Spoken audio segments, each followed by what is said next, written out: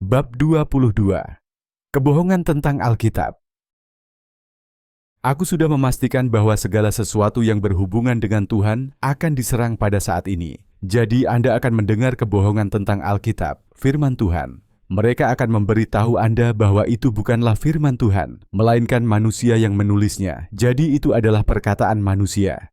Mereka akan mengatakan bahwa hal tersebut sudah ketinggalan zaman, rasis, tidak sesuai dengan budaya saat ini, dan tidak akurat secara historis. Anda mungkin melihat versi baru atau terjemahan Alkitab diterbitkan yang menghujat firman Tuhan. Rasul Paulus memperingatkan tentang hal ini. Anda sedang hidup di masa yang dia katakan akan datang. Saat ketika orang tidak mau mendengarkan doktrin yang masuk akal kebenaran. Karena orang-orang sangat ingin mendengar sesuatu selain kebenaran. Hal ini memudahkan Dajjal membujuk Anda dengan kebohongan yang ingin Anda dengar. Beritakanlah firman itu. B. Mendesak di musim dan di luar musim, menegur, dan menasihati dengan segala kesabaran dan pengajaran. Sebab akan tiba saatnya mereka tidak mendengarkan ajaran sehat, tetapi merasa gatal di telinga. Akan menimbun bagi diri mereka sendiri guru-guru yang menuruti hawa nafsu mereka, dan akan memalingkan telinga mereka dari kebenaran, dan berpaling kepada dongeng. Kedua Timotius 4, 2-4.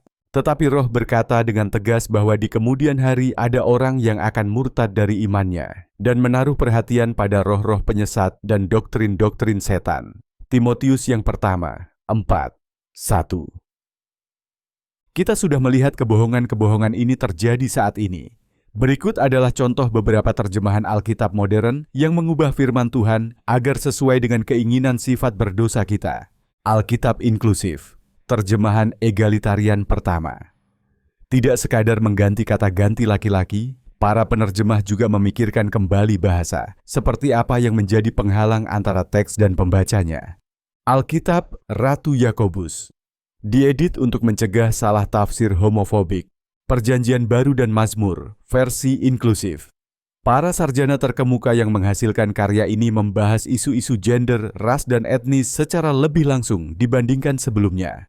Une Bible de Femme, Alkitab untuk wanita, menggantikan terjemahan Alkitabiah patriarkal dengan interpretasi feminis.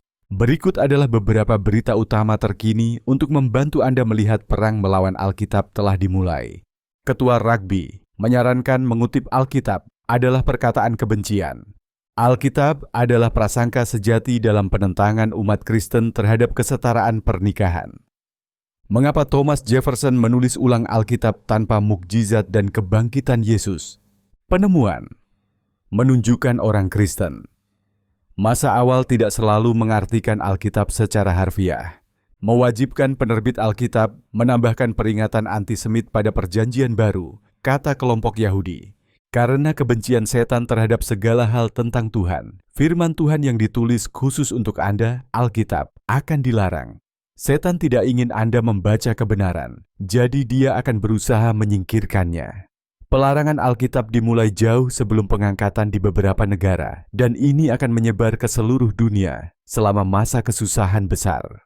Dalam ayat ini, kita melihat bahwa hal ini merupakan masalah bagi orang-orang percaya mula-mula.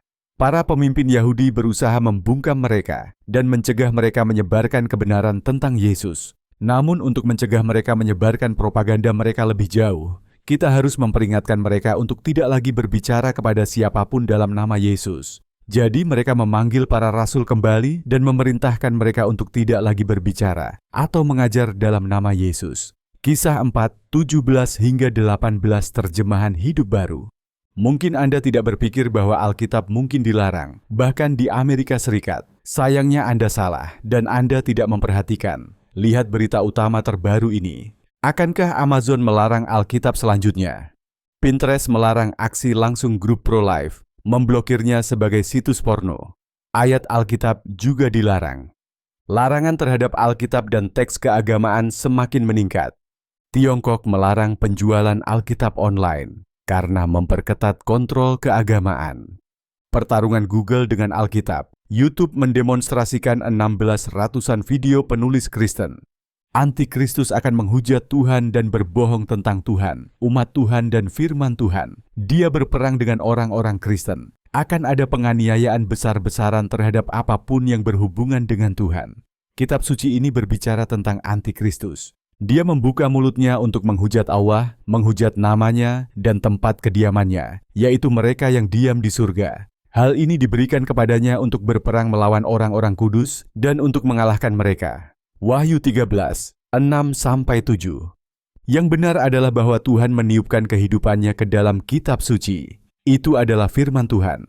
Manusia menuliskan kata-katanya, tetapi Tuhan yang mengatakannya. Tidak ada nubuatan dalam kitab suci yang merupakan interpretasi pribadi, sebab tidak pernah ada nubuat yang dihasilkan oleh kehendak manusia, tetapi orang-orang kudus Allah berbicara karena digerakkan oleh Roh Kudus. Petrus yang kedua 1, 20-21. Bagian 6 dalam buku ini berisi banyak rincian untuk membantu Anda memahami mengapa Anda dapat mempercayai apa yang Alkitab katakan. Saya pikir itu bisa diringkas dalam satu keyakinan. Jika Anda benar-benar percaya bahwa Tuhan menciptakan langit, bumi, dan segala isinya, maka mudah untuk melihat bahwa Tuhan mampu melakukan apapun. Pada mulanya Tuhan menciptakan langit dan bumi. Kejadian 1:1. Sebab bersama Tuhan tidak ada yang mustahil. Lukas 1:37. Karena tidak ada yang mustahil bagi Tuhan yang Maha Kuasa. Dia pasti bisa memastikan sebuah buku memuat semua yang Dia perlukan, agar kita yang sangat dikasihinya dapat mengenalnya dan diselamatkan.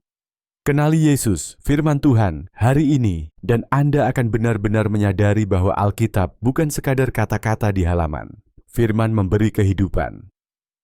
Pada mulanya adalah firman, dan firman itu bersama-sama dengan Allah, dan firman itu adalah Allah. Hal yang sama juga terjadi pada mulanya dengan Tuhan.